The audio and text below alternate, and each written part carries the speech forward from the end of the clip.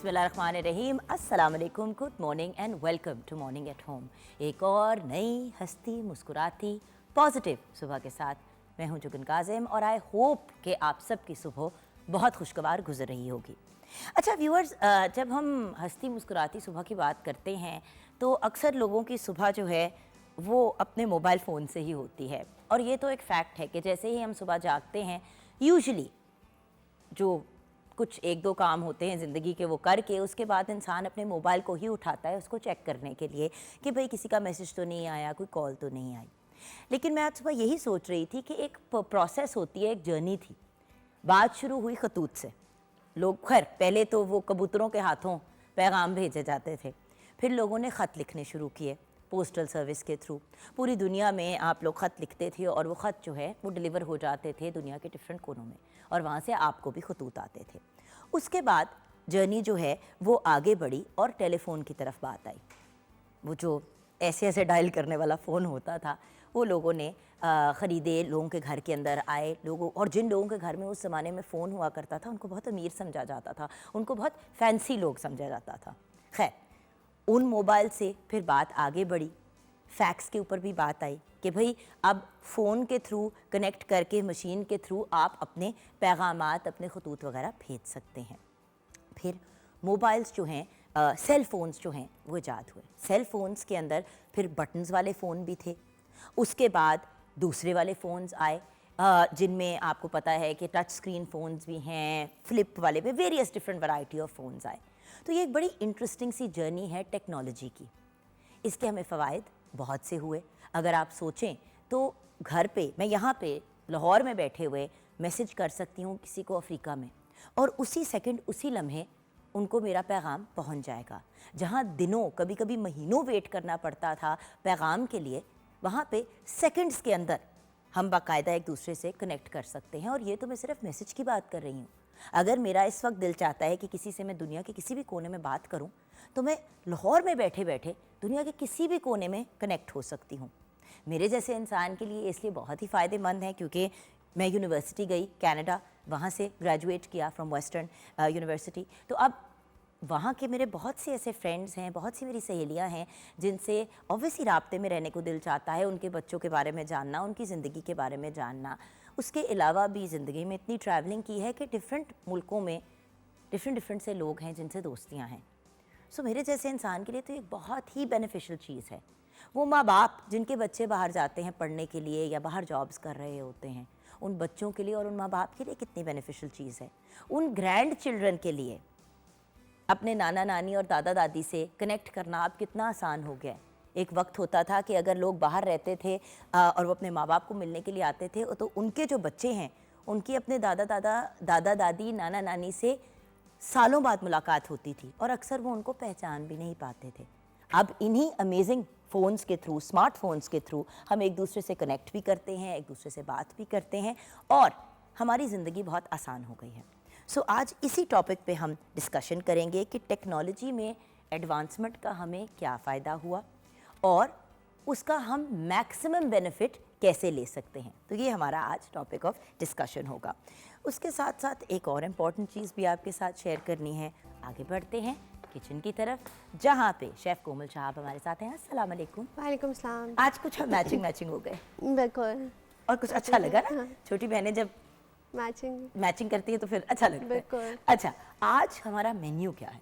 आज हम चाइनीज़ बना रहे हैं। एक तो सैलड होगा, सीज़र सैलड, और उसके साथ hoisin chicken with egg fried rice.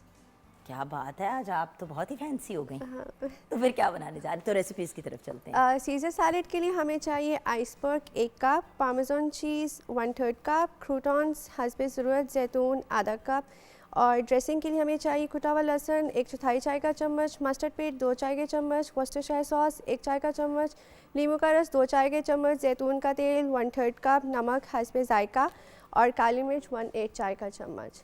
सबसे पहले हम लोगों ने आइसबर्ग को आपने कट करके उसको मोटे मोटे हिस्सों में, चाहे आप हाथ से कर लें नहीं तो नाइफ़ से उनको कट करके आपने साइड पे रख लेना है।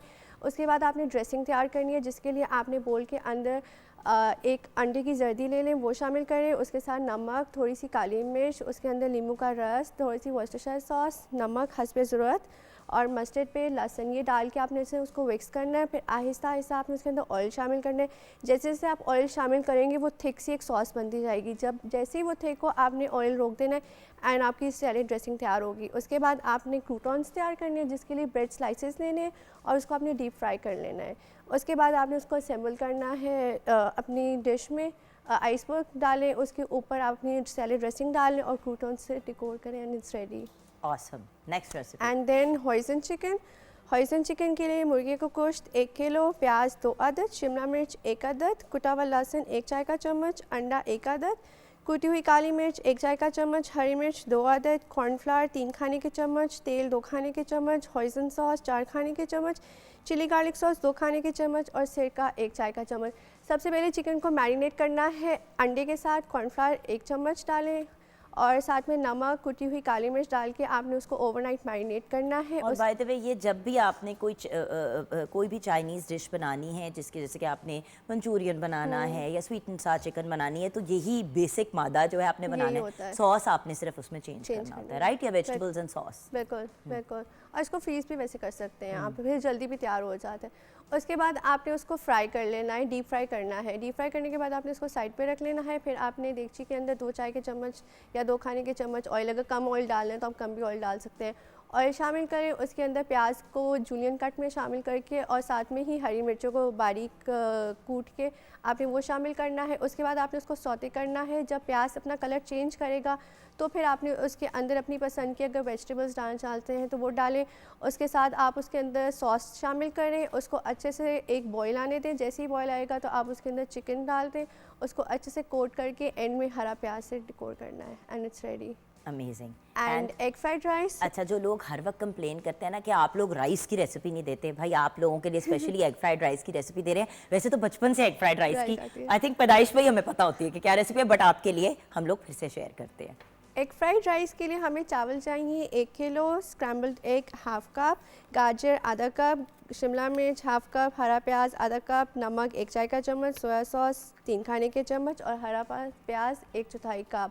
चावलों को बॉईल कर लेना है। उसके बाद देगची में थोड़ा सा ऑयल डालना है। उसके अंदर आपने वेजिटेबल्स जो हरा ये गाजर, शिमला मिर्च, इसको आपने थोड़ा सा मिक्स करना है। हल्की सी जब सॉफ्ट हो जाएगी तो फिर आपने उसके अंदर जो चावल आपने बॉईल किए थे वो शामिल करने। ऊपर आपने स्क्रैम्बल्ड एग डालना है, हरा प्याज डालना है, नमक, काली मिर्च अपने हिसाब से डाल के उसको अच्छे से मिक्स करना है और 2 मिनट के लिए सिर्फ दम देना है और वो तैयार होगा। Awesome, thank you so much. you. तो अब आप अपनी रेसिपीज़ जो हैं उनके ऊपर काम करें। अगर आपने व्यूअर्स हमसे रब्ता करना है तो 042992000648 पे आप हमें कॉल कर सकते हैं। मॉर्निंग एट होम हमारा फेसबुक का पेज है। अच्छा, ये एक बात मैं आपके साथ ज़रूर शेयर करना चाहूँगी। अक्सर ऐसा होता है कि जब हम बच्चों को खाना वगैरह देते हैं, एग फ्राइड राइस और साथ में ग्रेवी, तो बच्चे जो हैं वो ग्रेवी को नहीं खाते। उसका इशू ये बनता है कि फिर मतलब हमें ये होता है ना कि बच्चों ने कोई प्रोटीन नहीं खाया। देखिए, अंडा एक फॉर्म ऑफ प्रोटीन है तो चले वो तो चला गया अंदर। अगर आप छोटे छोटे से पीसेस चिकन के डाल देते हैं, कुछ लोग सॉसेजेस कट करके डाल देते हैं, कोई ना कोई किस्म का मीट, छोटे छोटे प्रॉन्स अगर डाल दें, आजकल फ़िश का सीज़न है, वो भी डाल दें। ऑलरेडी अगर प्री कुक्ड हैं वो भी ठीक है, अगर प्री कुक्ड नहीं है तो जब आप बाकी की चीज़ें कुक कर रहे होंगे चावलों की, एग फ्राइड राइस की, तो उसमें आप टॉस कर दें। बाहर के मुल्क में अक्सर जो है वो आपको चिकन फ्राइड राइस भी मिलते हैं या बीफ फ्राइड राइस भी मिलते हैं, ताकि एक ही डिश के अंदर आपको सारी की सारी चीज़ें मिल जाएं। अब आप देखें ना, चावल भी आ गए, वेजिटेबल्स भी आ गई और उसके अंदर आपने प्रोटीन भी डाल दिया, तो कम से कम जिनके बच्चे ग्रेवीज से भागते हैं और ज़्यादा ड्राई चीज़ों की तरफ जाते हैं, उनके लिए इस किस्म की एग फ्राइड राइस की रेसिपी बड़ी यूज़फुल हो जाती है। उसमें सिर्फ आप प्रोटीन ऐड कर दें। मैं काफ़ी दिनों से एक बात नोट कर रही हूँ, लास्ट ये जो भी पिछला वीकेंड गुजरा था उस पर भी मैंने एक बात नोट की कि बहुत मतलब मेरे बेटे हसन के कुछ फ्रेंड्स आए घर, प्ले डेट थी उनकी। अब 6 साल के बच्चे हैं, हर बच्चे का अपना मसला है। कोई सालन चावल नहीं खाता, कोई सालन रोटी नहीं खाता, हर बच्चे ने नगेट्स और चिप्स खाने हैं बस। ओ भाई, सिर्फ नगेट्स और चिप्स में क्या तवानाई मिलनी है बच्चों को? सो मेरी एक रिक्वेस्ट है कि थोड़ा सा बच्चों की ग़िज़ा के ऊपर फोकस करें। आजकल किन्नू इन सीज़न है, उन फ्रूट्स एंड वेजिटेबल्स का इस्तेमाल करें जो बच्चों के लिए अच्छे हैं। और बच्चों के लिए ग्रोइंग एज पे प्रोटीन सबसे ज़्यादा अहम है। प्रोटीन क्या है? और बाय द वे, यखनी कोशिश करें कि आधा कप डेली बच्चों को आजकल तो पिलाएं, ताकि थोड़ा सा ये जो कंजेशन और बहुत से मसाइल चल रहे हैं उनसे बच्चे बच सकें।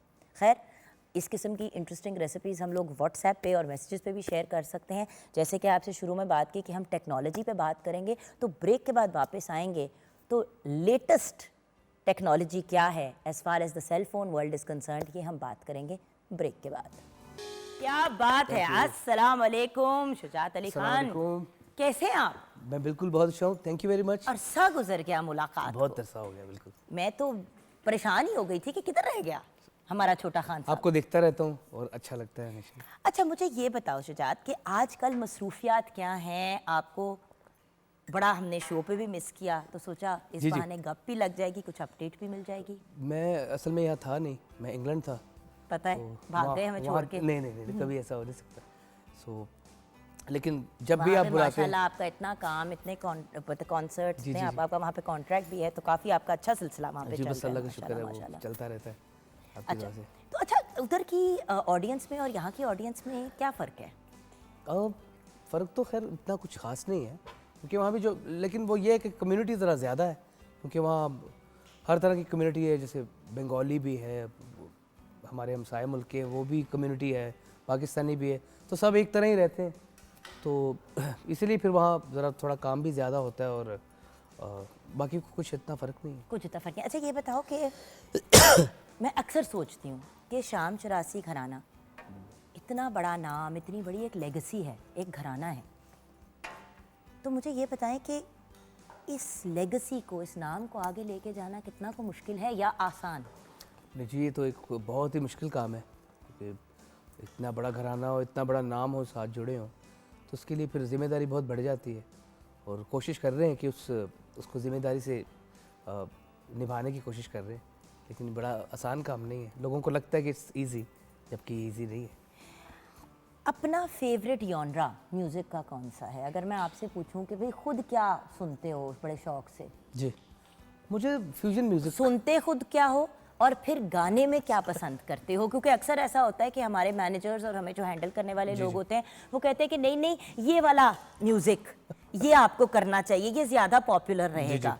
ज़रूरी नहीं है कि वो हमें एक्चुअली पसंद हो खुद भी गाने में। बिल्कुल ऐसे। तो मैं ये दोनों चीज़ें जानना चाहती हूँ, सुनते क्या हो और एक्चुअली गाने को में किस चीज़ को एंजॉय करते सुनना तो सब कुछ ही अच्छा लगता है, सबको सुनना चाहिए। हो? हैवी मेटल भी, हैवी रैप मेटल, भी? अभी मेरे दादाजी कहते थे कि सुर और लय में हर म्यूज़िक अच्छा है, सुर और लय में होना चाहिए। तो इस तरह हैवी मेटल में भी बड़े बड़े अच्छे गाने बने हैं। जैसे बड़े पॉपुलर हुआ है गाना अब तो आदत सी है मुझको, लोगों ने इसको हैवी मेटल में भी गाया, लेकिन एक मेलोडी है ना, वो अच्छी मेलोडी बन गई तो वो हमेशा अच्छी लगती। तो सुनता सब कुछ हूँ मैं, और गाने में मुझे बेसिकली, मैं क्लासिकली ट्रेंड सिंगर, तो जाहिर ही अब इतने बड़े घराने से ट्रेनिंग भी ना होती तो हम क्या करते? राइट? माफ़ी चाहता हूँ, ज़रा थोड़ा मौसम का भी मौसम का भी असर है, और वैसे भी इंग्लैंड से आके सबसे पहले जो स्मॉग का भभका आता है। बहुत ज़्यादा यहाँ तो, अल्लाह करे कि रहमत फरमाए अल्लाह यहाँ। आमीन आमीन। अच्छा, क्योंकि you like my younger brother और मेरा वैसे ही आपसे एक बड़ा मुख्तलिफ सा लाड है, तो मैं ये जानना चाहती हूँ, और आपने मुझे झूठ नहीं बोलना। जी जी। एक रूमर शुरू हुआ था कि शायद छोटे खान साहब यानी कि आप जी, जी। एक्टिंग की तरफ आ रहे हैं। ये क्या कहानी है? कोई रूमर आया था, पहले कोई मूवी की बात सुनी, फिर सुना ड्रामे में आ रहे हो, ये हो रहा है नहीं हो रहा है, या ऐसे ही हमें लारा लगा रहे हो? नहीं, मुझे एक दफ़ा ऑफ़र ज़रूर हुई थी, अच्छा, लेकिन मैंने वो किया नहीं, क्योंकि मैं चाहता हूँ कि पहले इस काम को तो मैं थोड़ा सा इसमें थोड़ा सफल हो जाऊँ। हालांकि नहीं हो सकता, क्योंकि ये बहुत, अभी तो बहुत दूर जाना है। ये बहुत बड़ा काम है, और आजकल इंडस्ट्री इतनी फैल गई है, आई थिंक फैलना ही बहुत एक ज़्यादा। कि समझ नहीं आती, और कौन हिट हो जाता है कौन नहीं होता ये भी समझ नहीं आती। कुछ चीज़ें, कुछ लोगों को आप देखते हो और कहते हो कि क्या गाना था, ये कैसे चल गया, और वो चल पड़ा, और ऐसा चल पड़ता बिल्कुल है ऐसे ही। कि इंटरनेशनल लेवल पे बन जाता है। और कुछ गाने जो इतने खूबसूरत बने होते हैं, जिनका सुर ताल हर चीज़ बैलेंस में होता है, बिल्कुल उसको कोई नोट भी नहीं करता। जी, बिल्कुल ऐसे ही है। और मैं बल्कि माशाल्लाह अभी तो एक्टिंग में है, और तो बहुत बहुत मैंने सीनियर लोगों को देखा, अभी उनके मैं देखता रहता हूँ क्लिप्स। सबसे बड़ी बात है, इवन हमारा म्यूज़िक, चाहे म्यूज़िक हो चाहे इंडस्ट्री हो, बढ़ चुके हैं सब लोग, एक मोनोपोली में, एक लॉबी में घुस चुके हैं। सो वहाँ मैं समझता हूँ कि वहाँ टैलेंट की तो बात नहीं होती। अब लॉबी के साथ इंसान को पहचाना जाता है, जिस हर बंदा अपने ग्रुप के साथ काम करना चाहता है, मैं कहूँगा विच इज़ नॉट गुड। ये बैरियर है टैलेंट के आगे। तो और वो फिर कॉर्पोरेट सेक्टर में भी आ जाता है और वहीं से तो हमने हर जगह पे ऐसा हो रहा है। अच्छा, कोई ऐसा प्रोजेक्ट है जो रिग्रेट करते हो कि नहीं किया?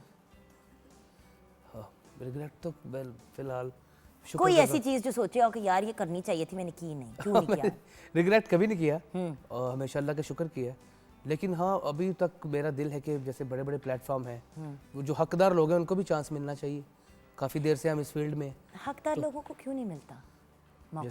जैसे मैंने अभी आपको लॉबी सिस्टम। लॉबी सिस्टम है।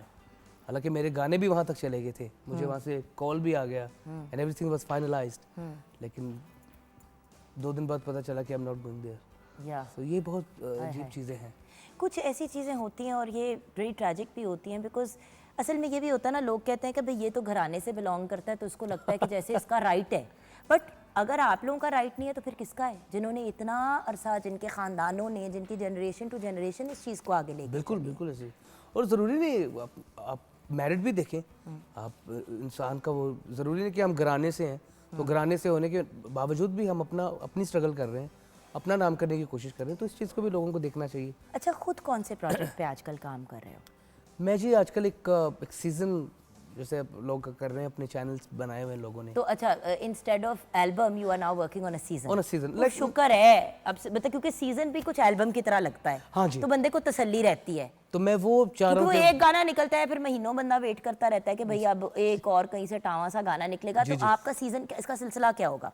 सिलसिला ये होगा कि जिसमें थोड़ा आपको क्लासिकल म्यूजिक भी सुनने को मिलेगा नए अंदाज से, जिसमें और उसके अलावा सूफी म्यूजिक जो है, जैसे काफ़ी हैं, ख्वाजा गुलाम फरीद, बाबा बुल्ले शाह, और उसमें कुछ कवालियाँ भी मैं कर रहा हूँ, क्योंकि आजकल मैं थोड़ा कवाली पे भी काम कर रहा हूँ, क्योंकि कवाली भी मैं कहूँगा कि लोगों ने इसको मजाक बना लिया हुआ है और ऐसा नहीं होना चाहिए, क्योंकि ये भी एक बहुत बड़े बुज़ुर्गों का ये एक आर्ट है, इसके साथ भी जस्टिस होना चाहिए। और अच्छे कलाम जो हैं और जो अभी जो बड़े अच्छे अच्छे कवाल हैं, लोगों को उनके पास जाके सीखना चाहिए। सो मैं उस पर भी काम कर रहा हूँ, कवाली पे, तो इंशाल्लाह आपको काफ़ी चीज़ें सुनने को मिलेंगी इस सीज़न में।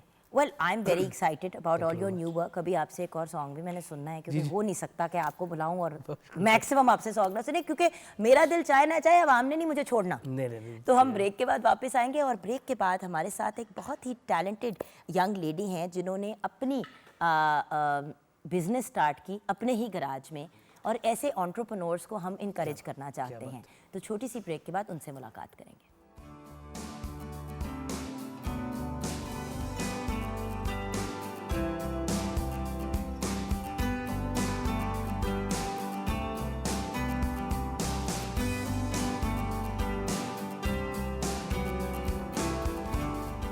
Welcome back from the break viewers.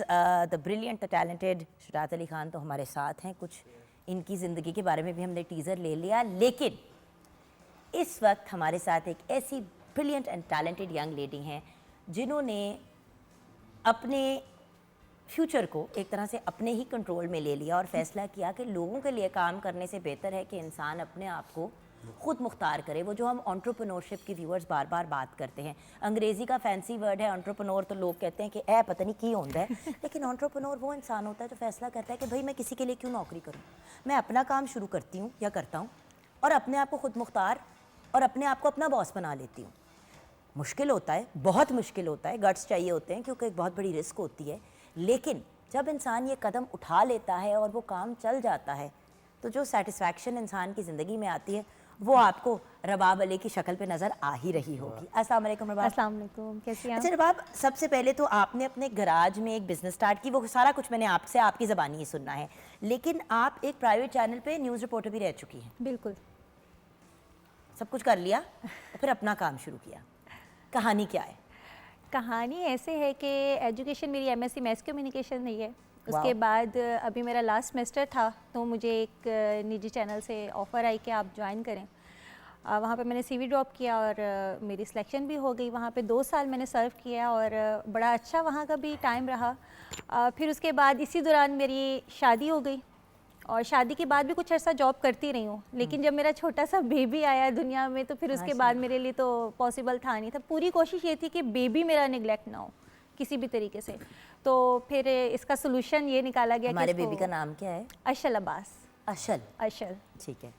तो बस उसी की वजह से जो है ये आइडिया जहन में आया। और थोड़ी सी फ़नी सी स्टोरी है कि मैंने अपने हस्बैंड से जब आइडिया शेयर किया और ये 1 घंटे की सारी मेरा जो डिसीजन था, घंटे की फटीक थी। बिल्कुल ऐसा है। और इसका ये मतलब नहीं है कि आप लोग सोच समझ के फैसले ना करें। ये ना हो कि अब सारे 1 घंटे के अंदर अंदर फैसले करके फिर अगले 3 महीने मुझे फोन पे मुझे खत और ईमेल्स ही आते रहे कि ये आपने कहा था 1 घंटे में प्लान बन जाता है। शी वॉज लकी माशाल्लाह, बट सोच समझ के फैसले करने चाहिए। हाँ जी बिल्कुल, आई वॉज लकी। और इसके साथ साथ ये है कि मैंने गुफ्तगू तो बताओ ना। हाँ, मैंने अपने हस्बैंड को फ़ोन किया। इनको पहले पास्ता बिल्कुल शादी से गुफ्तगू भी फोन पे हुई? फ़ोन पे सारी गुफ्तगू हुई। पहले इनको पास्ता पसंद नहीं था, मैंने इनको शादी के बाद खिलाया तो इनको बड़ा पसंद आया और उन्होंने खाना शुरू कर दिया, मतलब रूटीन में मुझसे डिमांड होना शुरू हो गई। फिर जब एक दिन मैंने इनको फ़ोन किया कि मैंने ये डिसाइड किया कि ये पास्ता आपको बड़ा पसंद आया है, तो मैं इसको क्यों ना इस अपने टैलेंट को, अपने टेस्ट को जो है वो यूटिलाइज़ किया जा सकता है। तो मैंने इनको फ़ोन किया, इन्होंने कहा कि क्या ये बड़ी फ़नी सी चीज़ लगी कि मैं गराज ओपन करके, ऐसा नहीं था कि इनको बुरा लगा ये, लेकिन बड़ा फ़नी सा लगे, आगे से हंसने लगे। तो देन मैंने इनको थोड़ा सा कन्विंस किया। मैंने इनको ये कह के कन्विंस किया कि आप ले आएँ, मैं बनाऊँगी, अगर सेल हो गया तो वेल एंड गुड, नहीं सेल हुआ तो आपको तो पसंद है ही, घर में खाना नहीं बनाएंगे, ये खा लेंगे। तो मैंने 1450 से स्टार्ट किया था ये काम, और फर्स्ट डे 1450 रुपए। यस, 1450। 14,000 नहीं, 1400। 1450। अभी मैं थोड़ी देर पहले कह रही थी कि इतने पैसों में तो चपेट भी नहीं देते, तो 1400 रुपए में तो कोई गाली भी नहीं आपको निकालता। चपेट तो फिर भी जरा मेहनत मैं वही सोच रहा था। हाय अल्लाह। अच्छा फिर वो जब मैंने पहले टाइम हमें बनाया कुछ सीखना चाहिए छोटे खान साहब। बिल्कुल ऐसे ही। मेरी लक ने बहुत साथ दिया मेरा, अल्लाह का शुक्र है। जाना और आपका काम भी अच्छा होगा, वरना बच जाएगा खाना तो कोई भी नहीं खरीदता। बड़े बड़े फैंसी रेस्टोरेंट्स खुले हुए हैं, वो 50% ऑफ पे भी बुलाते हैं तो लोग नहीं खाते क्योंकि खाना मजे का नहीं होता।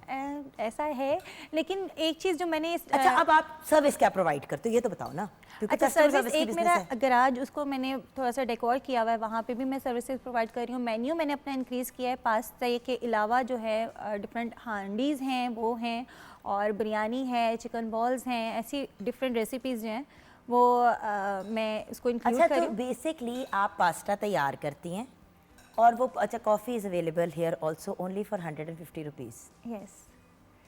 ये कौन सी कॉफ़ी है जो सिर्फ 150 रुपए की मिलती है? हम गलत जगहों पे जा रहे हैं। और हमें- होममेड है, होममेड है। होममेड है, यानी कि हमें पता है कि हैजा नहीं होगा। हाँ।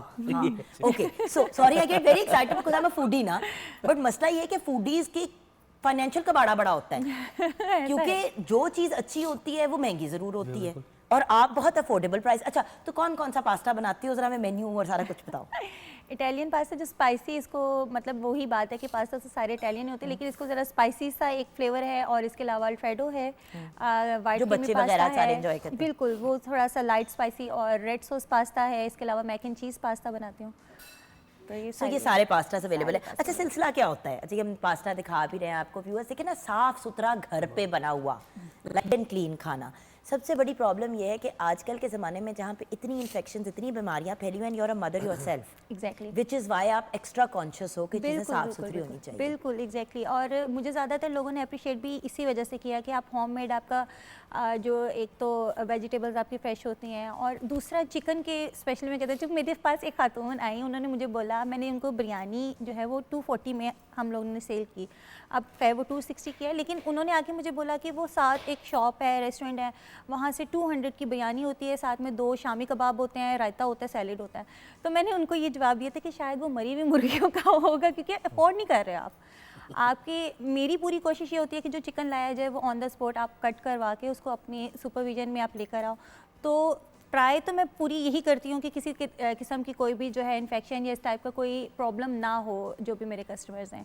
और कस्टमर्स किस किस तरीके से लेते हैं? एक तो आके वहाँ पे बैठ के भी खाते हैं, उसके अलावा इसके अलावा मैंने फेसबुक, क्योंकि आपका नाम पास्ता गर्ल के नाम से वायरल हो गया हो गया माशाल्लाह, इट्स वंडरफुल। देखो अच्छा काम इंसान करता है तो अल्लाह में सपोर्ट भी करते हैं। बिल्कुल ऐसा है, बिल्कुल ऐसा है।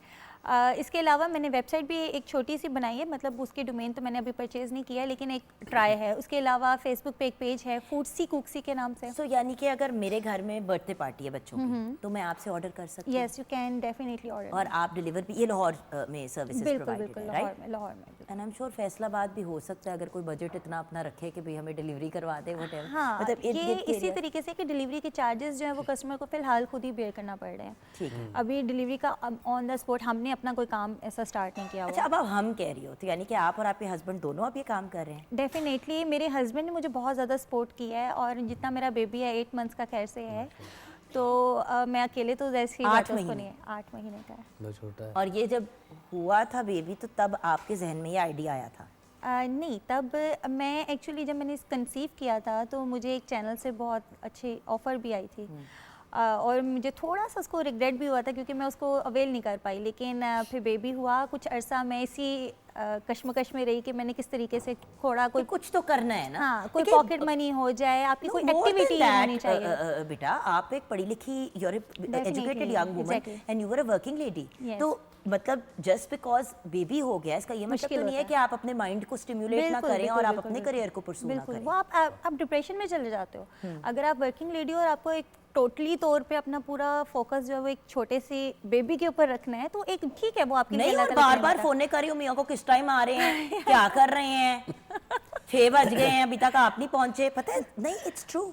मेरी सारी फ्रेंड्स जिन्होंने शुरू में काम नहीं किया वो कहती थी जुगन हम लोग फ़ोने कर करके मियाँ को पागल कर देते थे, अपनी माँ को फ़ोने करी होती थी, बहनों को फ़ोने, और जो सारे वर्किंग थे या बिजी थे वो कहते थे भाई हम अपने बिजी टाइम हैं। नहीं है। ना देखिए कोई लोग बड़े आसानी से कह देते हैं कि घर पे बैठो, ओ भाई मैं घर बह जानी है, तुसी आओ मेरे नाल लूडो खेलो। नहीं मतलब it's very easy to tell women के घर बैठो। देखो Exactly. जो कुछ खवातीन बहुत बिजी होती हैं, उनके 3-3 बच्चे होते हैं, उनके मतलब बड़ा बिजी एक फैमिली लाइफ होती है, इन लॉज होते हैं, उनकी फ्रेंड्स के साथ भी उनका ऐसा होता है, वो होम मेकर खुश रहती हैं, वो बहुत ऑक्यूपाइड होती हैं। लेकिन आप सोच सकते हो कि हम वेले बैठे रहें घंटों कभी नहीं उसको दिनों। बिल्कुल नहीं, मैं इसके अलावा मैं ये समझती हूँ कि कोई ना कोई एक्स्ट्रा एक्टिविटी आपके पास ज़रूर होनी चाहिए जो आपके माइंड को फ्रेश रखे।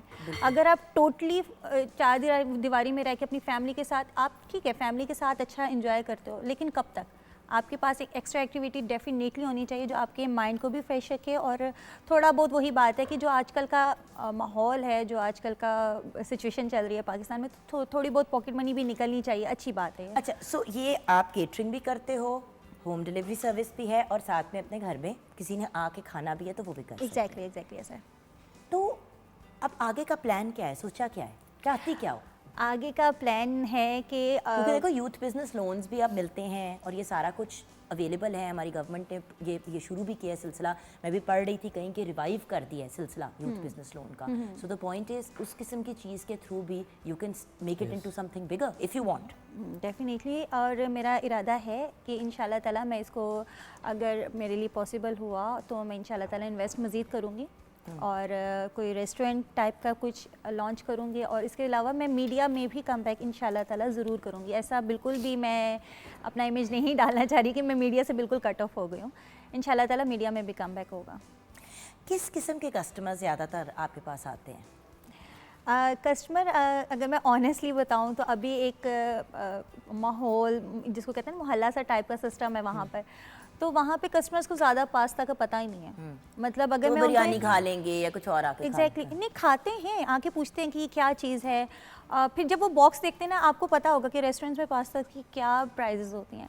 अब जो इसमें चिकन है, उसमें सॉसेज हैं, उसमें वेजिटेबल्स हैं, उसमें ऑयल डल रहा है, लेकिन जब मैं उनको 120 का बॉक्स देती हूँ तो वो उस पर उनको गिला होता है कि इतनी सी चीज़ जो है वो 120 की है। तो उनको बाकायदा फिर एक्सप्लेन करना पड़ता है कि पास्ता क्या है। और आते हैं, अच्छे कस्टमर भी आते हैं और अप्रिशिएट भी करके जाते हैं जिनको पता भी है। और अब तक अगर मैं ऑनेस्ट बताऊं तो एक कस्टमर ऐसा आया था जिसको अल्फ्रेडो पास्ता का पता था। अदरवाइज मेरे पास ऐसे कोई पढ़ा लिखा इस टाइप नहीं, का आपको customer कहना नहीं आता। पड़ता है कि ये वाइट सॉस वाला पास्ता हाँ है, जी, फिर कुछ समझ एक्सप्लेन आता करना है कि इसमें पड़ता है। सफ़ेद वाला सॉस हाँ है। जी, फिर लेकिन लोगों ने लाइक बहुत किया, ट्राई किया, फिर आके लोगों ने उसको अप्रिशिएट भी किया और डिमांड भी उसकी बढ़ी। अच्छा ये बताएं कि आपने बताया अम्मी मतलब अब आपके हस्बैंड ने तो आपको सपोर्ट किया, बाकी फैमिली का क्या रिस्पांस था? ज़रूरी नहीं है कि हर इंसान कहे कि हाँ हाँ बड़ा अच्छा किया। मेरी mother in law father in law तो है नहीं, बट मेरे अपने जो पेरेंट्स हैं उन्होंने हमेशा मुझे बहुत ज़्यादा बकअप किया कि बिल्कुल मैं किसी कंजर्वेटिव फैमिली से बिलोंग नहीं करती। क्योंकि मैंने मैस कम्युनिकेशन जब फील्ड रखी थी तो तब भी मेरा आइडिया यही था कि मैं इंशाल्लाह ताला मीडिया को ज्वाइन करूँगी। तो हमेशा मदर ने भी और फादर ने भी बहुत ज़्यादा बकअप किया, फैमिली ने भी बहुत ज़्यादा सपोर्ट किया। तो इस मामले में अल्लाह का शुक्र है, बहुत लकी रही हूँ। किसी दिन आपको मैं शो पे बुलाऊंगी और आप शो पे हमें ऑन एयर बना के दिखाएंगे। Definitely definitely. उस दिन हम कोमल को कहेंगे तुम ना हो। ठीक है, डन। किचन में क्या हालात है मेरी जान? It's ready. सीजर सैलड भी तैयार है और हॉइजन चिकन है, एग फ्राइड राइस भी। वैसे एक बात बताऊं, इजंट इट फैबुलस कि आप एक होम शेफ के बेस पे अपनी प्रॉपर बिजनेस स्टार्ट कर सकते हैं। जो बिल्कुल। अक्सर ख़वातीन मुझे कहती हैं हम घर पे होती हैं, बस कपड़े धोना, खाना बनाना, ये करना वो करना, तो उनमें से किसी भी एक चीज़ को एक प्रोफेशनल बिजनेस बनाया जा सकता है। एग्जैक्टली बनाया जा सकता है। हर औरत में या हर इंसान में कोई ना कोई टैलेंट मस्ट है कि कुछ ना कुछ होता है। जैसे अगर आप ऑब्जर्व करें, कोई गूंगा है, बहरा है, अल्लाह ताला ने उसको कोई ना कोई उसका अल्टरनेटिव कोई एक्स्ट्रा क्वालिटी दी हुई है। बिल्कुल। तो उसने इक्वलिटी रखी हुई है हर एक में, तो आप में टैलेंट को बस यूटिलाइज करने का और फाइंड करने की ज़रूरत है कि आप में टैलेंट क्या है। छोटे खान साहब, आप में कोई और टैलेंट है सिंगिंग के अलावा? बस सिंगिंग ही आती है। नहीं, सीरियसली पूछ रही हूँ। होता है ना कि कभी कभी लड़कों को खाना बहुत अच्छा बनाना आता है, या मैं एक दफ़ा आई रिमेंबर शो पे पता नहीं किससे बात हो रही थी, तो उन्होंने कहा मैं कपड़े बहुत इस्त्री अच्छे करता हूँ। मैंने कहा क्या? कहता देखो और मेरा काम चला या ना चला, मैं अपनी लॉन्ड्री की दुकान जरूर खोल सकता हूँ। मैंने कहा है, बट बात ये कि चलो टैलेंट एक तो टैलेंट कुछ होता तो है। है, डेफिनेटली है टैलेंट। जैसे मैं डांटती बहुत अच्छा हूँ, तो अगर प्रोफेशनल डांटने वाला चाहिए किसी को, तो मुझे ज़रूर मुझसे राब्ता कीजिएगा। मेरी पूरी टीम इसके लिए वाउच करेगी कि डांट सबसे अच्छी मैं ही मार देती हूँ। और कौन सा कोई और चीज़ में इंटरेस्ट म्यूजिक के अलावा? लाइक मुझे सिर्फ म्यूजिक में cricket, football, I love to watch. खाना पका? खेला भी है, लेकिन अब खेला नहीं जाता। क्यों? ट्रू उम्र बात ज़्यादा हो गई है। लाइक उम्र की बात भी नहीं है, क्योंकि अब कोई खेलता ही नहीं है, हर कोई मोबाइल में घुसा हुआ है, सब दोस्त बिजी हैं। मैंने शुरू भी किया अब तो था, क्रिकेट की एप्स भी आ गई हैं फ़ोन मैंने पे। तो शुरू, अब तो वो हम सिर्फ देख रहे हैं लोग। मैं अपने फ्रेंड्स को बोलता भी हूँ यार चलो मोहल्ले में खेलते हैं, जैसे वो यूज्ड टू प्ले, तो अब तो वो भी कोई नहीं खेलता। तो फिर मैंने अब एक अपना छोटा सा स्टूडियो बना लिया। एक्चुअली मैं म्यूजिक कंपोजर भी हूँ, I know, म्यूजिक बनाता भी हूँ। तो बहुत कम सिंगर होते हैं जो म्यूजिक बना भी सकते हैं। तो ये मैं बहुत बचपन से या तो इंग्लैंड में खुद ही बैठ के कंपोज करते हो फिर? खुद ही फिर वो अपने लैपटॉप पे या कभी आईपैड पे बैठ के तो खुद ही अपने गाने मैं बनाता रहता हूँ, आइडियाज़ बनाता रहता हूँ। तो और फिर रिकॉर्डिंग्स कहाँ पे करते हो आके? रिकॉर्डिंग जी वो भी एक पोर्टेबल स्टूडियो होता है, पोर्टेबल ही है मेरे पास। तो माइक्रोफोन सब साउंड कार्ड उसमें लग जाता है, उधर ही रिकॉर्डिंग, उधर से गाना। और म्यूजिशियंस वगैरह? ज़रूरत ही नहीं म्यूजिशियंस की, अब तो कंप्यूटर ने इतना आसान कर दिया नहीं, लेकिन ये तो ज्यादती है। है। ये तो वाकई है, क्योंकि अब अच्छे सिंगर्स के साथ भी तो ज्यादती है ना, ट्यूनर भी आ गया। अब हम जैसे सिंगर्स के साथ ज्यादती है। It's true. एक आम सा बंदा गा के वो ट्यूनर लगा के वो गाना गा रहा है, तो वही वाली बात है ना, फास्ट फूड के रेस्टोरेंट्स इतने आ गए हैं कि जब हम खाने की भी बात करते हैं तो आप किसी एक रेस्टोरेंट पे जाते हैं और आप कहते हैं कि जी मुझे फ़लाँ चीज़ दे दें, कीमत भी उसकी कम होती है क्योंकि वो बना एक सर्टन तरीके से होता है, वो तो क्रिएट इसलिए किया गया होता है ताकि वो सस्ता हो। सस्ता। सो होम बिजनेस में सबसे ज़्यादा बड़ा प्रॉब्लम क्या फेस कर रही हो? इसमें थोड़ा सा स्ट्रगल मुझे ये करना पड़ रहा है कि फैमिली में कुछ ख़ानदान के कुछ लोग हैं, उनको थोड़ा सा प्रॉब्लम है कि नहीं ऐसे नहीं होना चाहिए। कुछ लोग आते हैं, कुछ कस्टमर्स ऐसे आते हैं जो कहते हैं नहीं आप ऐसा काम नहीं होना चाहिए। हाँ, और उसके अलावा ये है कि इन्वेस्टमेंट, मैंने स्टार्ट बहुत लिमिटेड एक्सपेंस से किया था, 1450 रुपये। हाँ बिल्कुल, लेकिन अब जब वो बढ़ रहा है तो मुझे पिज़्ज़ा उसमें नहीं थोड़ा आता है सा किस दौर में उसमें पिज़्ज़ा नहीं आता। अब जब ये बढ़ रहा है तो उसमें थोड़ा सा मुझे प्रॉब्लम ये फेस करना पड़ा है कि मुझे इसमें इंशाल्लाह ताला करूँगी। ऐसा नहीं है कि अगर प्रॉब्लम आ रहा है तो मैं गिव अप कर दूँगी, गिव अप बिल्कुल भी नहीं करूँगी, लेकिन थोड़े से ये हल्की फुल्की सी हर्डल्स चल रही हैं, but part of life. They're part of life and we wish you all the best. दो ब्रिलियंट यंग एंटरप्रेन्योर्स हमारे साथ हैं, एक business in himself, brilliant singer जिनकी by the way ultimately very soon बाकायदा एक सीजन आने वाला इंशाल्लाह, है। जी। कितने सॉन्ग्स का होगा सीजन? 6 सॉन्ग्स इसमें। 6 सॉन्ग्स का इंशाल्लाह जल्द सीजन आएगा। तो आई होप कि आप लोग इनको सोशल मीडिया पे फॉलो भी कर रहे हैं, यूट्यूब पे भी इनको फॉलो कर रहे शुक्रिया हैं। आपका। बेस्ट ऑफ लक मेरी जान, Thank you. Best of luck to you Thank also you so sweetheart. Komal आपको बेस्ट ऑफ लक कहने की ज़रूरत नहीं है, आप ठीक है, आपका चल रहा है सिलसिला, ठीक है ना? अल्हम्दुलिल्लाह। अल्हम्दुलिल्लाह। अच्छा, इसको सिर्फ मैंने तंग करना होता है क्योंकि जब भी किसी हांडी में घुसी होती है ना, असल में अपनी प्रेजेंटेशन कर देती है, फिर इसको लगता है मैंने इसको फ्री कर दिया, फिर ये हांडियों में घुसती है, फिर मैं कहती हूँ जो हांडियों के साथ भी इसकी हम तस्वीर अपने दिखाएं। काम से इश्क होना चाहिए ना, कोई भी काम करे। कोई भी काम हो। तो अब आप हमें क्या सुनाएंगे? बड़ा खूबसूरत गाना है। ताने ना सुनाना, बस नहीं गाना। गाना सुनाते सुनाते शो क्लोज कर दो। So thank you so much for joining us. Thank you. Over to you.